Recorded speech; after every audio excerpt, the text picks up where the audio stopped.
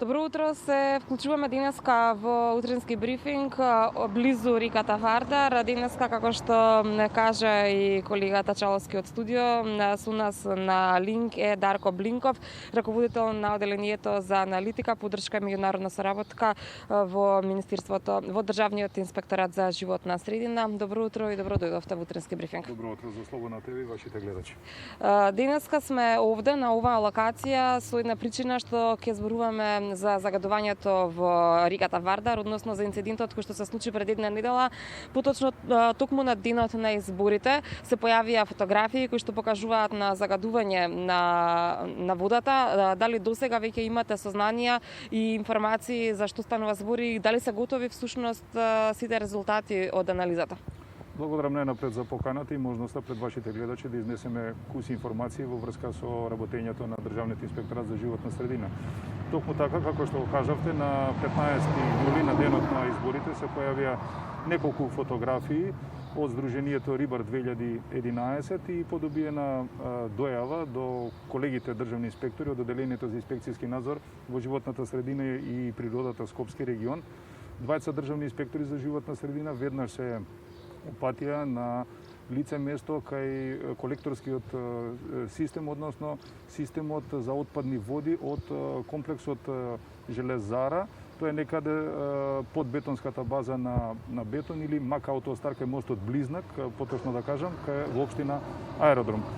Треба да се каже дека отпадни води во река Вардар, освен од комплекс Железара, каде што има околу 50-60 правни субјекти кои работат, се влеваат и од сите попатни значи правни субјекти, приватни, здравствени, како Ремедика, како Старата Годел, како Универзитетот фон населбите Бутел, населбата Железара, со тоа што беа земени со стручни тимови на јавното претпријатие Водовод и канализација, нивната лабораторија која е акредитирана за ваков тип мерења, се зема проби.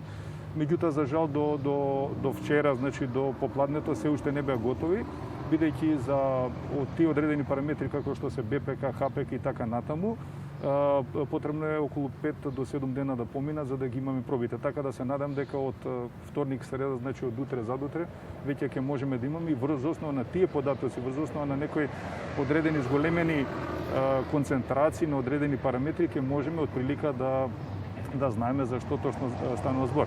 Меѓутоа, во комплекс Железара, они инсталации што се носители на интегрирана еколошка дозвола, бе инспектирани од наша страна. Да кажам дека таму постојат две асфалтни бази кои не испуштаат од технолошкиот процес отпадни води, тоа е БАУ и јавното претпријатие улици и патишта. Меѓутоа, веднаш нашите колеги се упатија во Макстил и во Либерти Хаус. Либерти Хаус е новото име на екс Арцелор Мител, значи причинителот на минатиот септември 2019 на екоинцидентот со аваријата и загадувањето на река Вардар.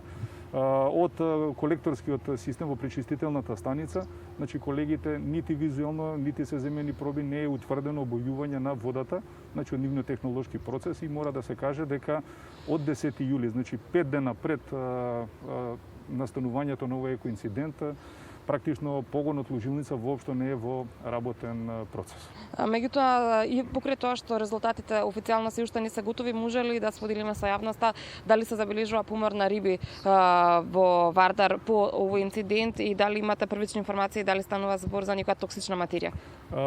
Ниту минатиот пат во септември, ниту сега, значи нашите колеги државни инспектори за животна средина немаат евидентирано нити до нив е стигната некоја слика, некој видео за помор на риби. Значи тоа е едната работа и секој пат ние кога се работи за сензитивни предмети, значи предмети со осетливи содржини, правиме дополнителна истрага за веродостојноста за оне што ја дава представката, веродостојноста на фотографите, веродостојноста на видео материјалите, за да имаме целосна истрага, бидејќи инспекцијската постапка, инспекцијскиот надзор се темели пред се на завршена постапка врз основа на факти, врз основа на докази за понатаму да може инспекторот да ја води инспекцијската постапка во продолжение. Да, многу често се случуваат, и ако смеам така да забележам, вакви инциденти во кои што се загадуваат реките во Македонија. Неодамна се случи инцидент во кој што во Велес исто така се загади дел од течението на Вардар, каде што имаше инцидент, при тоа се случи и со Брегалница.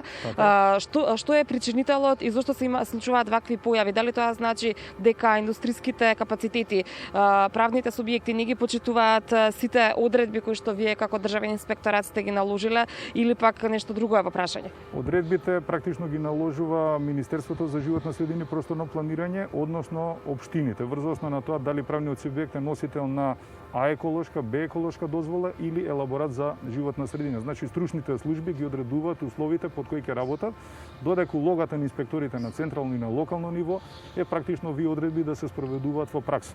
За овие два наведени случаи од пред непол месец, двата случаи, значи се работи за инсталации кои се под обврска и директен надзор на општините. Во првиот случај општина Штип, а во вториот случај општина Велес. Кај општина Велес, за жал во март, значи колешката Билјана прекина да биде локален инспектор за животна средина и практично од месец март, негде крајот на месец март, април, мај натаму, остана општината Велес без локален инспектор. Меѓутоа бевме ние замолени, бидејќи се работи за Б инсталација, маслодајна, да излезат наши колеги. Практично беше направен надзор од две колешки од Струмици и од Гевгелија. И финалето е дека до пред крај на месецот ќе следи согласно Закон за животна средина третата највисоката санкција, третата категорија за утврден прекршок до 100.000 евра и ќе биде даден на основен суд, бидејќи претходно менеджментот на маслодајна не сакал да подпише процесот на спогодување, доколку идеше процесот на спогодување, ќе идеше во Комисијата за спогодување при Министерството за животна средина и просторно планирање и понатаму тие даваат финална оцена.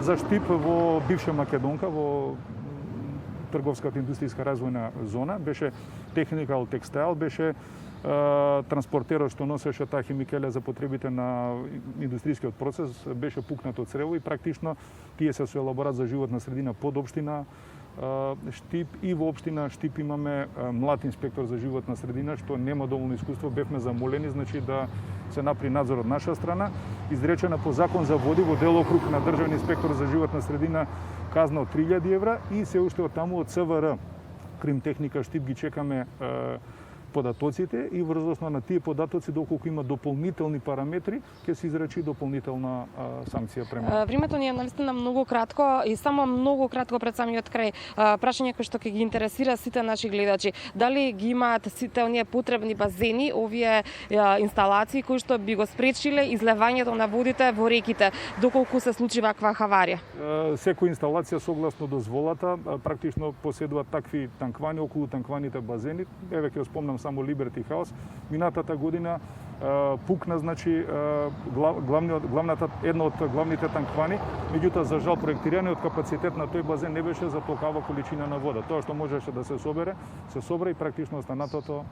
Меѓутоа сепак се тука инспекторите и нивната улога е практично да сите овие безбедносни мерки да се почитуваат од страна на правните субјекти. Јас надевам дека ќе имаме повторно можност веднаш штом ќе пристигнат официјалните резултати од лабораториските испитувања да направиме уште еден ваков разговор во кој што ќе ги соопштиме резултатите од испитувањето и што точно се случи пред само една недела во реката Вардар. Ви благодарам за денешното вклучување во утренски брифинг.